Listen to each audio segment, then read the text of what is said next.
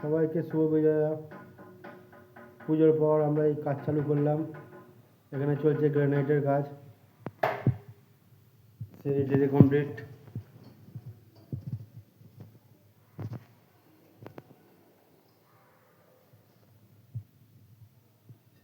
সবাইকে শুভ বিজয়া জানিয়ে দাও। শুভ বিজয়া। আপনাদের সবার পুজো কেমন কাটলো কমেন্ট বক্সে জানাবেন। এখানে সিঁড়ি গ্রানাইটের কাজ চলছে। পুজোর ছুটি ছিল এই কদিন, তার জন্য কোনো ভিডিও করা হয়নি। পুজোর পর আজকে প্রথম কাজ,